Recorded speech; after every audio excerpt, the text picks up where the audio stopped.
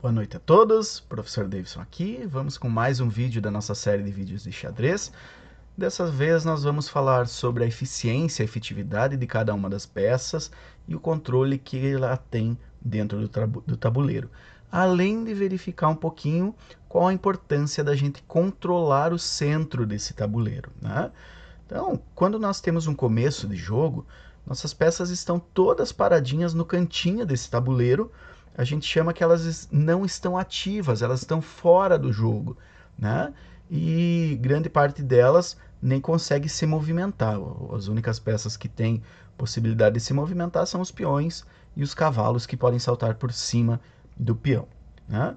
A gente começa o jogo de alguma forma trazendo essas peças, ativando essas peças para que elas participem do jogo. As aberturas, os inícios de jogo mais comuns, eles são de avanço dos peões ou da dama ou do rei. A grande maioria utiliza hoje um sistema do peão do rei, né? Mas por que isso se tornou padrão? Por que isso é importante? Porque basicamente as casas mais importantes em um tabuleiro do xadrez são as casas centrais. Esse é o centro do nosso tabuleiro. As 4 casas centrais são as casas onde as nossas peças que estiverem dentro dessas 4 casas vão ter sua maior efetividade. Então, olha só, vamos fazer uma comparaçãozinha aqui. Se eu tiver um cavalo, né, comecei o meu jogo e coloquei um cavalo aqui na casa A3. Quais casas que o meu cavalo vai estar ameaçando? Quais que ele vai estar interferindo? Então, o cavalo na A3, né, efetua a sua influência aí na B5, na C4, na C2 e na B1.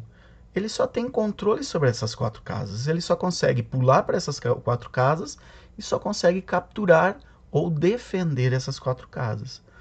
Em contrapartida, se eu tiver esse mesmo cavalo e ao invés de iniciar o jogo com ele para a casa A3, eu começar com ele na casa C3, olha como ele é muito mais efetivo. As casas que ele influencia são essas 8. Então ele controla o dobro de casas do que se ele estivesse na beirada do tabuleiro, tá? Da mesma forma, se a gente conseguir chegar com esse cavalo nas casas centrais, no centro do nosso tabuleiro, olha que interessante, se eu conseguir colocar meus 2 cavalos no centro do tabuleiro, olha quais casas eles atacam ou defendem. O primeiro cavalo da D4 está atacando ou defendendo essas casas aqui, e o segundo cavalo da E4 está atacando ou defendendo essas casas escuras aqui. Então, olha a interferência, o controle que a gente tem sobre as posições das peças no jogo de xadrez. E isso funciona com todas as peças. Se a gente colocar um bispo lá no cantinho do jogo, ele efetua controle sobre uma quantidade limitada de posições.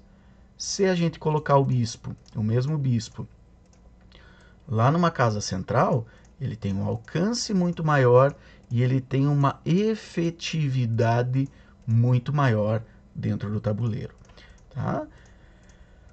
Por isso que a gente tenta sempre efetuar o controle mais efetivo possível das casas do centro do tabuleiro, das 4 casas centrais e das 16 casas que formam o centro estendido, né?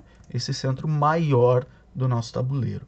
São as casas imprescindíveis para que você tenha um controle sobre aonde o teu adversário vai poder mover as suas peças ou aonde ele não vai poder, né? Então, aí as aberturas com o peão do rei, por exemplo, elas visam justamente efetuar controle sobre essas casas centrais aí do nosso tabuleiro, né?